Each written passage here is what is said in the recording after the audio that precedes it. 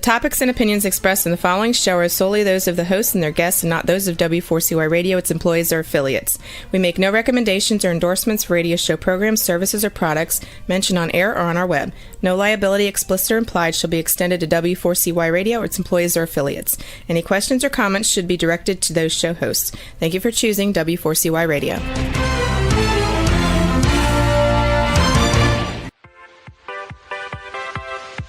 Welcome to the Ask Good Questions podcast, broadcasting live every Wednesday, 6 p.m. Eastern Time on W4CY Radio at W4CY.com. This week and every week, we will reach for a higher purpose in money and life, as well as a focus on health and wellness. Now, let's join your host, Benita Bell Anderson, as together we start with Asking Good Questions.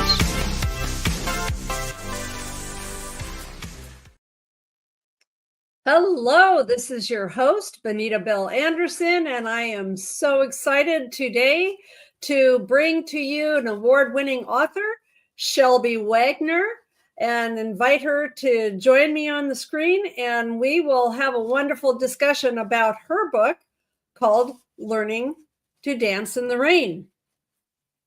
Hello, Benita. Thank you for having me. How are you doing today? I am super, getting over the holidays and just moving on into 2025. That's good. You got all those New Year's resolutions. No, actually, I gave up on New Year's resolutions. I am now just trying to live life the same every month through the year, because usually my New Year's resolutions would be gone by the third week of January. Well, I haven't even had time to think about them with traveling back from my Christmas in North Carolina, and it's been so darn cold here in Michigan. 26, I think. Feels like below. Yeah. Oh, yeah. Well, just to let everyone know, I'm coming to you from St. George, Utah, where it does get colder at night, but it warms up to like 60 degrees and sunny during the day. So, which is why I'm a snowbird. And you're in, what was it, Michigan? Yes, I'm in Michigan, just barely. I'm about 4 miles north of Indiana border. Okay. And, I could be farther north and it would be a lot worse, but it's good enough for me right here. Okay. Well, why don't I tell everyone a little bit about you, and then we'll have a wonderful discussion. All right. So Shelby was born in Arkansas, and she lived most of her life in Michigan. She currently, as we said, lives in southwestern Michigan near her family. She holds 2 bachelor degrees from Oakland University and Rochester, Michigan, and a master's degree from Michigan State University. She was a classroom teacher and a stay-at-home mom for 8 years and a music teacher. She actually became a church organist in 1959. That's a long time to be a church organist, Shelby. Oh, yes, I realize that, but it feels funny when I'm out there on Sunday morning. Yeah. Well, she started that when she was 16 years old, and she was also a private piano teacher. Here she is now an author. She's been the director of church choirs from preschool through adults. I'm actually in the choir at my church, so I enjoy doing that. Hey, you sing soprano? I do. I'm a soprano. I'm not a very good soprano, but I am a soprano. Well, I was a soprano too, and I love to sing, but my talents apparently were needed more for the playing of the piano and accompanying. I got to sing occasionally. Yeah. And after getting older, changes to your body happen. Yes. And my voice dropped. Voice is not the same. Now I'm a tenor, but I still have fun singing at karaoke on Friday nights. And my favorite song is to sing in my range, by the way, is My Way from Frank Sinatra. I totally get that completely. Yeah, because she is this is a gal that is not letting any moss grow underneath her feet. She is the author of an award-winning book. Why don't you hold it up there for the first time? Yeah. Called Learning to Dance in the Rain. and which is basically about surviving grief, internet dating, and romance scams. I cannot wait to hear about that part of it. So, okay, so today we're going to talk all about resilience and determination. So, what does resilience mean to you, and how can others cultivate it? Wow. So we're starting with the end of my speech, kind of. But I think I can handle that. Resilience to me is bouncing back. You life is full of challenges, right? Yes. I mean, and sometimes they come one right after the other, and you can either there's lots of things you can do to handle some of those. A lot of people take up drinking. And other people get depressed and stay in bed all day or longer than they really need to do. Some people get angry, and some people get within themselves and they don't do anything. Well, there was a time during my experience in the past 5 years that, and maybe even more, I just don't remember, but there were times when I thought, oh, gee. Well, for example, when my husband died. How long ago was that? He died 2016, from April to 2017 was, I thought at the time, the worst year of my life, because I had a knee replaced in April, and a month later, or 2 months later, actually 3 months later, my husband died. And it was very unsuspected. We had been visiting my daughter and my sister in Michigan. We'd been in the Upper Peninsula where my mother was in a nursing home. And I'd spent most of my time with her.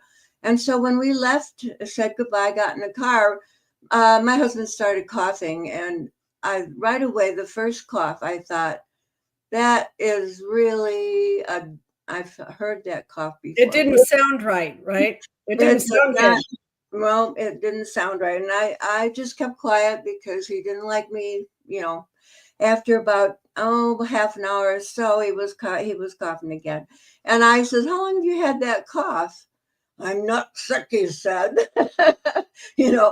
And but the more that we traveled back down to my daughter's, I just really got worried about it because it was a very deep guttural cough. It wasn't in his throat. And so I said, well, we had been planning to go back to Tennessee to our home the next day. And I said, I think I should take you to the walk-in clinic before we go. Oh, no, I'm not sick. I just want to get back home to Tennessee, to my favorite place, in the mountains. And so I drove home, and I even tried just before we got home, I turned left at this one place that I should have turned right. And he says, what are you doing? I thought he was asleep. But he said, what are you doing? That's the wrong way. And I says, I know, but I'm taking you to the hospital. Oh, no, you're not. You turn this car around and we're going home. I just want to go home. That was on that was on Saturday. And so I turned it around and went home. What else could I could have insisted. Sometimes I felt guilty later because you call it. It's hard to know what to do. We got home about 6 o'clock, and he said, let's get up. We'll go out to our favorite breakfast place tomorrow. I had one more Sunday that I didn't have to play the organ. And so he called me from his room with his cell phone. He says, I just really like being in my nice warm bed with the sun shining in here. And I don't want to go to breakfast yet. I said, that was fine. And so I started reading or doing my usual computer stuff. And about 3 o'clock, he called me again. He said, I think you better come down here right away. And I went down and I found a man who couldn't get out of bed. He was so weak. And so I said, well, I'm calling 911. He says, no. He says, you get me to the car, take me to the hospital. So I had a walker from my knee surgery. And so I got him dressed and got him in the car and took him. And that was on Sunday.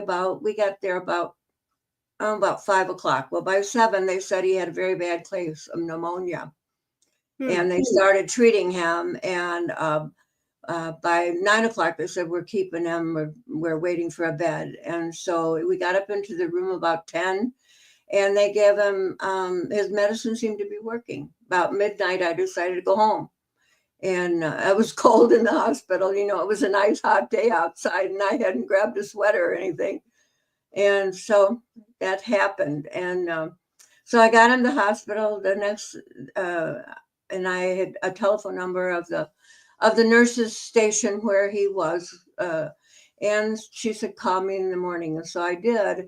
And there was no answer. I let it ring and ring and ring. It was no answer. So I said, I got to get to the hospital right now. So I got there, and right away he was raging because he hadn't eaten since he got in the hospital, because we had decided the doctor had wanted to do this one procedure. I can't remember what it was, but they stuck the tube down his throat because the medicine wasn't getting there to help him. And so they hadn't done it. This was 8 o'clock the next morning, 12 hours after they said that they were going to do it. And he was still coughing, and he was starving because they didn't want him to vomit while he was doing this.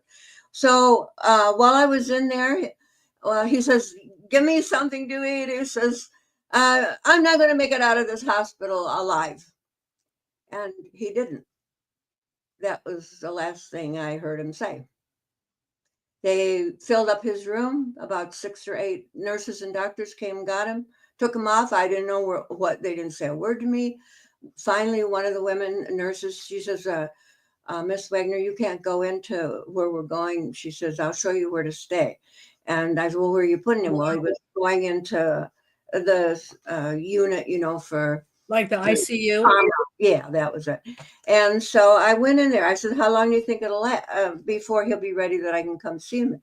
Oh, about 15 minutes. Well, 2.5 hours later, I was really, I was almost out of my mind, not knowing what to do. I had been alone the whole time, nobody else in the house, in that room but me. And nobody came to talk to me. And then all of a sudden, my name was called, and I went to the door. And these 2 little nurses, they looked like they were about 16 years old, probably not, but they, Miss Wagner was so sorry, and he didn't make it. And I, being the naive person I was, I thought, what the heck does that mean, And I said to her, I said, what did you say? And she said, Mr. Wagner didn't make it. And I said, what does that mean? Well, his heart stopped, and we couldn't get it started again. I said, well, get back there and start it again, And it took a few minutes for them to say, well, he's gone. There's nothing we can do. So that's how I learned my husband had died. He didn't make it. So I'm curious about the transition now. How long do you felt like you were in the initial period of shock and grief and all the different emotions before you started? I mean, because I know that resilience is going to come into this. And it's like when I went through a divorce, I finally came to a point where I said, I'm going to move forward with my life. So tell me about that beginning stages right after all this happened. And, you have everything that means with going through a funeral and, taking care of somebody and taking care of their estate and all of that stuff. Oh, yeah. I was shocked. 50 years, 2 weeks ahead of our 50th wedding anniversary. Yeah. And I had no idea what I was getting to. I had, often thought that, well, I probably would be a widow because he was 8 years older than me. And can I ask you how old you are now? Right now? Well, I'm 82. So this happened when you were what, 76 then? Let's see, this is 16. So what's that? 16, about 7 years ago. So about 74. Yeah. And I'll be 83 in March. So, at first, you're a busy lady for 83 years old. Yeah. Why didn't God, why didn't you take me to, I mean, I'm Yeah. too old to do anything, you know. And I was organist at the church there in Tennessee. I was also the church secretary, and here I am. And my kids, of course, I have a son and daughter. Both of them came down, and we planned a funeral the next morning, and we were all in shock because we had no idea this Yeah, it is was what huge happened. surprise. So that was in July, yeah. And my daughter is a teacher, and so she says, "Mom, I got 3 weeks before school starts." She says, "I'm going to stay here with you and my grandson, and who was 2 years old, and we're That's a going to blessing. help you. But we think you should come back to Michigan." I had no family there in Tennessee, so I had to follow her advice. I had not thought all of this through very well. I had a big mortgage down there on my wonderful Yeah. house that we had built together, and I had no idea how I was going to do everything. So I thought it through, and I said, "Okay, you stay here with me. We'll pack up, what we can get done in 3 weeks, and I'll come back to Michigan." And she had invited me, she and her husband, to stay with them for as long as it took to sell my house. So, wow, okay, here was my support. And my son agreed. He was in North Carolina, but he agreed that this was a good idea for me. And Mhm. so it was funny. My friends at church, my daughter said she overheard one of them say, "Oh, yeah, Shelby will go back to Michigan with her daughter." And I said, "Oh, really? They said that?" I said, "Oh, sure, that's what they said." And I said, "Well, I guess that's what I'm going to do." And so we spent 3 weeks packing what I would need for the winter and fixing a house so it could. I already had it up for sale, so that was no big problem there, except for the packing and. Well, there's so many things I want to talk about. So let's fast forward a little bit through that transition. You moved back to Michigan I then. moved back to Michigan, and I was living with my daughter, and things, it was going fine. I was grieving. Oh man, she says, "You take your time to grieve and decide what it is you want to do with the Yep, rest of your life." that's a She good said idea. that to me. "What do you want to do with the rest of your life?" And I'm 75. I Yeah, mean, and you're I like, had thought about that way back when I was 20 or 30 or yeah, 75. But it was a very good time. I got to be with my little grandson who was 2 and growing, and my son-in-law's family was big, and they were always coming, over, and they helped because they were always cheerful and whatever and yeah, talking. But I mean, like, I told Robin later on, I said, I think it was about 6 months later, "What do you think about me going on a dating site?" I said, "I'd like to meet some friends." I only knew her ex in-law relatives, and they were, friendly, but they right. were all working. They're all a lot younger than me. And so I was alone a lot during the day, and going shopping by yourself. Well, that, you know, and So it you went totally. on to an internet dating site. Was this the dating site for older people or not? Yes. Oh, yeah. There are a lot of dating sites, and at that, not as many then as there is now. But yeah, you go on and you search and you find one that is geared to people over 55 or over 65. Sure. And I had a lot of fun. I have to say, I've talked to a lot of people. I wasn't lonely because it was like this. I was sitting and talking with them, Yeah. and that was fun. And then my mother died, so I had not only my own house to get rid of and pack up, and I also Then you helped had your with mom. my sister and brother to on my mother's house. So all of a sudden that happens. Well, then I get a thing from my an offer for my house, and I have to go down to Tennessee and finish up with my packing. So I was alone in my house in Tennessee, where my husband and I had built that house together. He had designed it according Yeah, to the way I wanted it lots of designed, memories. right. And everywhere there was a memory of this and a memory of that. And then all of a sudden, the phone rang or the text message, and I went to answer it. And I was practically in tears. Well, it was one of the men that I had just met that was not too far from my house. And apparently that's 10 miles away, whatever. And it was very encouraging, I'm very interested in getting to know you and be friends and blah, blah, blah. And that was the one who I didn't fall in love with this man. I just wanted to be friends. But all of a sudden, But did he ask you but did he end up asking you for money? That's the one that my book is about, yes. And my book is in four sections. The first one tells a story of my husband's passing. The third one is about, and the second one actually is getting yourself ready. Because like the second part of the book is how to you have to have a certain positive mindset to be on an internet dating site, because you're going to get rejected. You're going to want to talk to somebody that, he looks really, really nice. Maybe I'd like to get to know him. And then all of a sudden he ghosts you and you don't see him anymore, and rejection is hard no matter what you do. So that second one is getting your self-confidence back, because I had lost mine. All of a sudden I was alone, not having anybody to bounce my opinions on and change them or whatever. And so anyway, then the third one is going into, like, what is love really? What is attraction? And I have a theory about why there's so many divorces.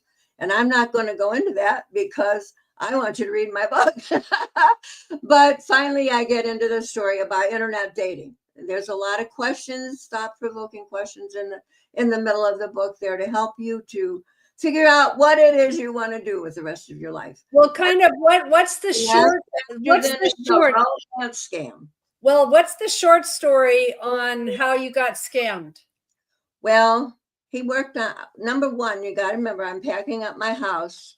I think I have a sale. So I have that stress of packing.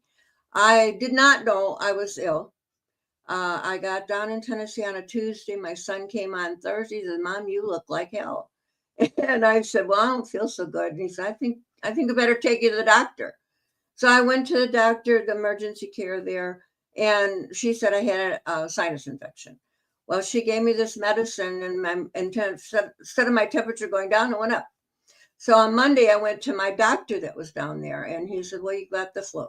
Well, I'd already been tested, and I did, And then I was going to meet my daughter and her family down in Myrtle Beach. And so by the time I got down there, I had strep throat. So this was three things going on, plus selling my house, moving getting things packed up. Talk about challenges. I mean, really, it was a very vulnerable time. And the man that had made me so happy that first day when he texted me that he had arrived in China, and now he's had somebody that on the ship had an accident, and the police are holding him, and he can't. He's taken his money. He was robbed. Someone beat him up, took his money, and the police had his passport and his papers, and he couldn't leave until blah blah blah. So he needed all this money. He had gotten money from family and church members and whatever, but he needed $20,000. Well. No, you didn't, Shelby. No, I didn't have $20,000. I didn't, but I was buying a house. I had put an offer on a house in Michigan, and I had my deposit. And this man kept pleading with me, "Please send me some money. Please send me." For almost the whole time I was in Myrtle Beach, a whole week. And I was sick, and I was quarantined because of the strep throat. And so I was alone, even though I was in a house of 13 people there. But so here I am. And finally I decided, well, I'll send him some. I can't let this man die if he's telling me the truth. So I sent him money. That was how much did you send? Do I have to tell? Yes, you need to tell, because that's important to know. $10,000. Oh, Shelby. Before I did it, I told him, "I'm buying a new house. This is my deposit on my new house. I've got to have the money back in 4 weeks." It was a loan. I've got to have the money back in 3 or 4 weeks, whatever it was. Yeah, oh, I promise, I'll be home and I've got this money. Well, there's a whole nother story there besides that, but it didn't happen. No, And it wasn't enough. When I was driving back from Myrtle Beach to Tennessee by myself, there was another story that happened in there too about my sale of my house, but that could get very emotional. But anyway, well, he wanted more money. Yeah, because of time, I want to get to some of the other things, but I want to just ask you. I couldn't let the man die. Yeah, I get that. He bugged me and bugged me and bugged me, and so I did send. What advice? I mean, so having gone through that and then realizing it was a mistake, what advice would you give somebody who's considering internet dating? You know what? I think internet dating is great. I mean, honestly, but it is being used by so many people that have found out they can take money from other people. So would I advise you to do this? If you, number one, if you are sensitive about being rejected and all that, then you have no business being on the internet date. If you have the self-confidence and you think you can stand it, that's fine. But if somebody asks you for money, hang up right then and don't talk to them anymore, because it's a known fact that you get pulled into this. Like this man was dying. He knew from having talked to me. Very dramatic. Very dramatic. And it was just such a guilt laid on my shoulders that if this man should die and I could help him and I get my money back, so wow, I didn't mean to tell anybody about this thing, but when there's another story with the bank and so on the way home from there to Michigan. And by the time the bank told me that my daughter had already been called and knew that I was trying to take money out of my account, more money to send them. I was all worn down.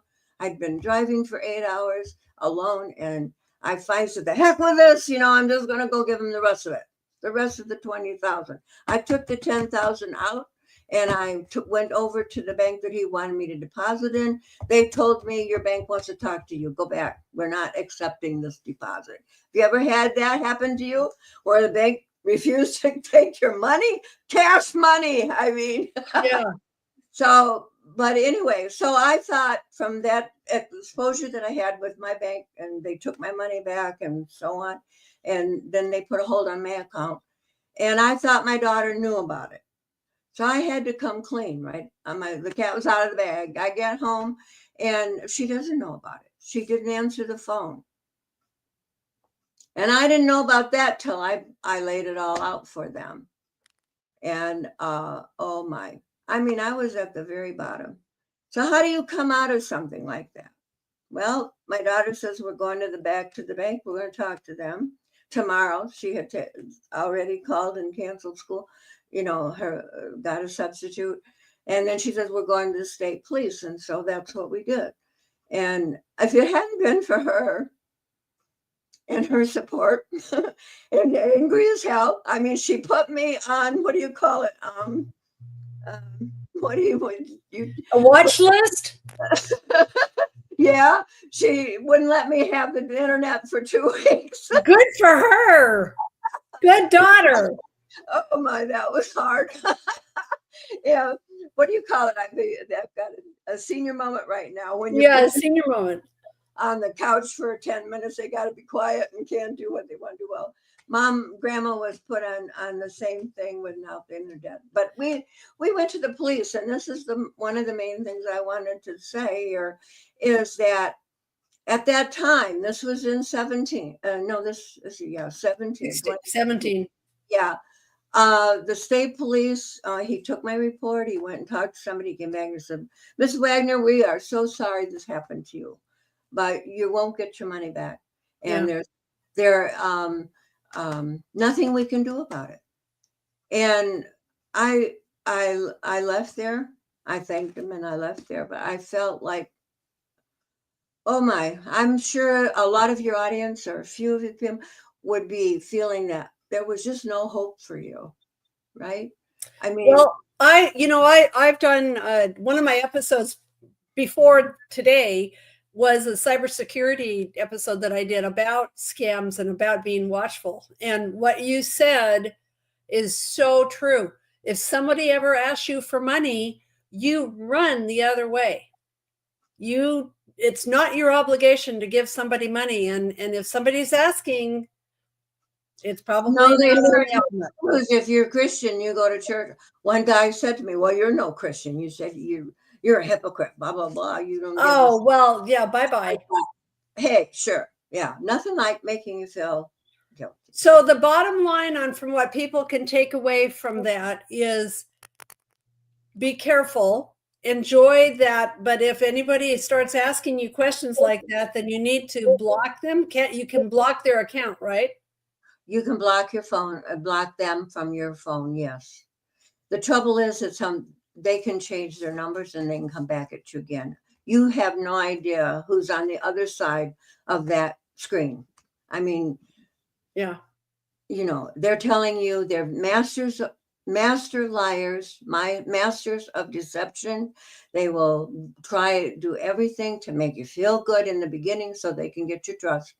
And Right. then the minute you say no, just like I told that man no, oh, well, you're no Christian, or you don't love me, or all this stuff that just makes you go the other way. Yeah. And, Yeah. but I was sick. I was selling my beloved house. What kind of, You were at a low point and he took advantage of it. and the point is with this police is that I've had lots of friends say, well, you gave them the money, so it's not against the law. Well, what is the definition of the word scam or fraud? It's getting some kind of a scheme together to take some money from somebody unknowingly. They Yeah. trust you. They're going to give you the money. And that's a scam. I don't care what it is. I met a guy over at McDonald's one day. He knew me from the singles dance that I started going to. And he told me, Shelby, he says, I started dating this woman down at the dance club and went out with her a few times. And then she needed $2,000 for a refrigerator. So I loaned it to her. And he says, a week later, I discovered from her son, she'd spent it on drugs, Oh. not a refrigerator. So did he get scammed? Yeah. So it can happen. So you go through all these ups and downs. How did you come to what point was it that you said, I think I'll write a book about this? Oh, golly, that took a whole year. That was a year later. I was in my office with my computer. I don't even remember what I was doing, but I just ran across a thing on the computer, a website that said $145 million had been lost in 2017 to scams. 145 million, 2,000 people had been just like me the same year. And I thought, well, and even though there was media was telling people not to do these things, and just what you and I just said, if they ask for money, don't give it to them. The FBI had all these things there were posters in the post office and about these scams. But these people it's just amazing. I think that they go for our hopes. They find out we need something or we want something, and then that you hope that they're telling you the truth, Right? And it's kind of like it's fueled by, I don't know, hypnotism, brainwashing, whatever, but you do hope. And how did I get through it? I don't think I would have if I had not had my daughter and son-in-law. Yeah, that's a godsend. And even though they were angry at me for losing all that money, they loved me. Right. They were still there for you. And I was so touched later on when I met a woman who she hadn't been scammed, but she had not seen her children since her husband died, like 7 years ago. Oh, that's sad. Isn't it? I mean, she I didn't can't go, imagine. she didn't go into, what happened, that they weren't talking to each other. But I thought, boy, am I lucky to Yeah. have my kids support, helping me, supporting me, talking to me. And even though I don't always agree with them and they get mad at me, but I've learned I better listen. So, Yeah. so the reason, so I guess if I was going to summarize this, the reason that you wrote this book was to try to help other people avoid those mistakes. That's right. And I I really hope that happen. That they will read it. It is on sale at Amazon.com and will be on sale other places. If your local bookstore doesn't have one, tell them to get it for you. Then I wrote the second book, Scams, which has 150 different scams. You would be surprised at. I was surprised. I mean, that's not even a tenth of the types of scams that are out there. Thousands, and every single day there's another one. And it's not just people like me who've given money that are being victimized by these people. I was reading today an article on that a Marine discovered that his picture and his profile was being used to steal other people's money. And then he gets phone calls. His wife gets phone calls, oh, your husband is up to no good. She said, well, my husband didn't do anything. And come to find out, somebody had stolen his picture, or gotten information from a picture that he did as a Marine person, a military guy, and was able to steal his profile and steal a lot of money. He had no idea how much money his picture brought in, but that's true. And then today, cybercrime is even. I would have listened to yours, but I did also on my podcast, Learning to Dance in the Rain, a few weeks ago about pig butchering. Did that come into your conversation at all when you were about which thing? Pig butchering. Pig butchering? No, Shelby. I'm not sure about the pig butchering.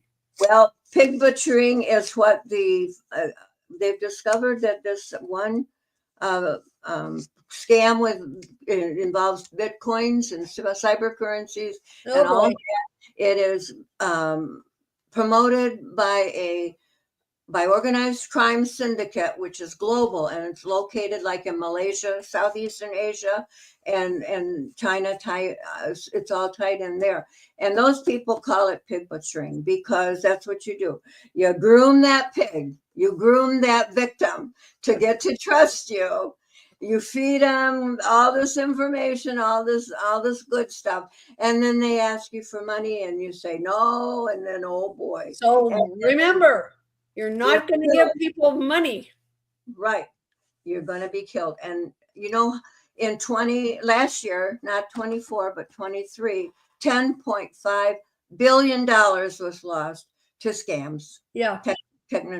And that's a lot from 145 million that I talked motivated me back. Well, so here you are now. You've moved forward with your life. And what's next for you as an author? Well, I have 3 other books that are almost ready to go. One is on internet dating for seniors. One is on grieving. Another one, I'm taking some ideas from my episodes and what do you call it? Extracting, yeah, or expounding, or you're going deeper into these subjects.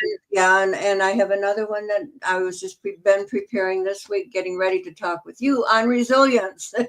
Yes, being able. Really, the bottom line for this episode is you had to learn how to be resilient and rebuild your life.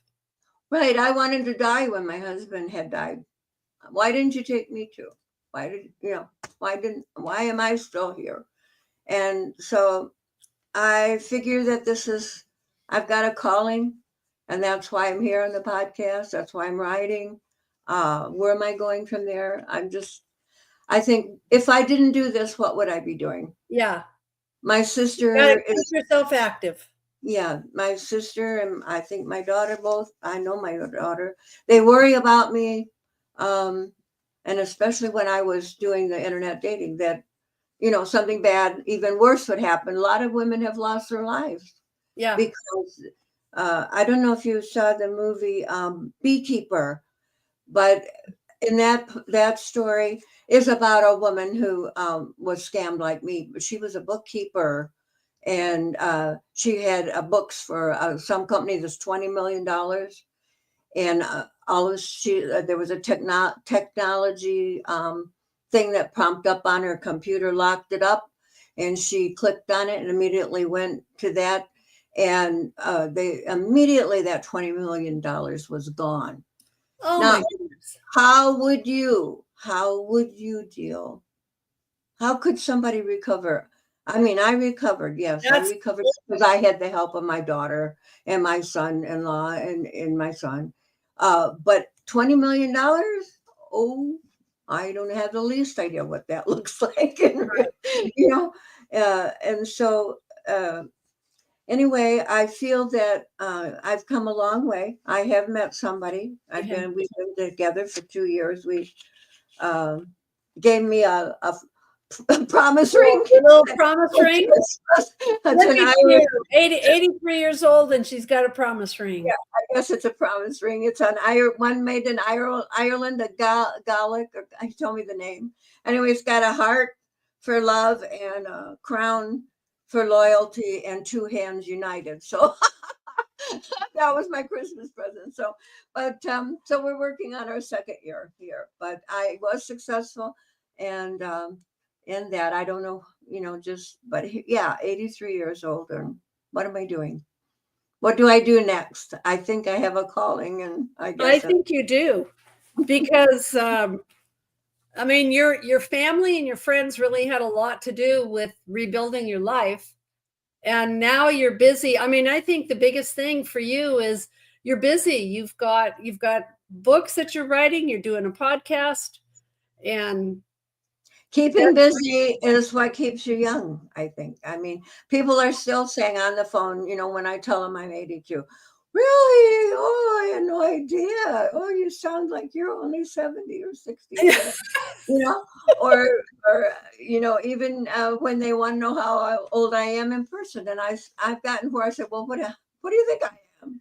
Oh, yeah. I don't know how complimentary they're being, but they usually say 65. And so I thank my mother for that. She had beautiful skin right to the last of her life, and but some days there isn't a bone in my body that doesn't hurt, but you keep going. And yesterday I had my podcast with my pastor on new every day, new beginnings.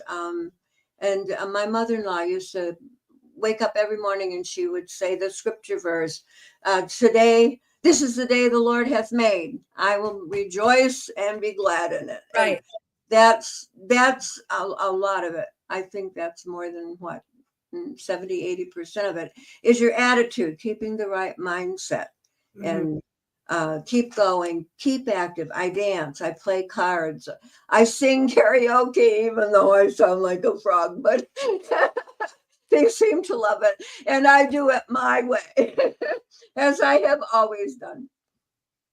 Well, we need to wrap things up. So what would be your final thoughts on these experiences that you've had and what you've learned? Well, can I say I wish it hadn't happened, some of them. But look at what you get to share with people now, because it did. Yes, I definitely have several messages here to say, and I kind of felt that I was never listened to before, and now I am being listened to, and also the police are now getting involved because they have found out, hey, this crime signal, they're getting wealthy doesn't explain how much money that syndicate is getting. And not only they're kidnapping young people to come and make all these fake calls trying to get our money away from us. They're imprisoning them. There's a slave camp over in Southeast Asia, and Wow. we're gonna have to do something. There's a group called oh golly, it slipped my mind. Operation Shamrock, in which is pulling bankers and political leaders and law enforcement and informing all of these people, hey, this is a crime and it's getting worse. You cannot say you gave them the money and there's nothing we can do. You have to help us. And if you're out there in the audience and you have fallen for victim to one of these things, you need to talk about it. I know I didn't want to talk about it either, but here I am. And really, you're not going to get over it if you hold it in all the time. You've got to share it. And thank you very much for the opportunity to share it on your show. I'm not sure what my good questions would be. I thought I answered them all. Well, I mean, like, the name of this podcast is Ask Good Questions. So that would just be something that when you're in the middle of a relationship with somebody on the internet, think about what are some of the questions you should be asking this person. And that might be a good thing to do a follow-up deal on scams and the questions we should ask. We'll have to work on that, Shelby. All right. I'd be happy to do that. Yeah. Right. Well, thank you so much for joining me today. I hope that everyone got a lot out of this and a lot of wisdom from the things that you've been through and the wisdom that you shared with us today. So go get them. Watch for Shelby's books coming up. And always make sure that you ask good questions. Thank you so much. Thanks for joining us today. Bye now. Bye-bye. Today's episode is over, but we did ask good questions again, didn't we? Don't miss out as we broadcast live every Wednesday, 6 p.m. Eastern Time on W4CY Radio at W4CY.com. Join Benita Bell Anderson next week for more conversations with experts on finances, retirement, behavioral finance issues, health and wellness, and more. Until then, remember to ask good questions.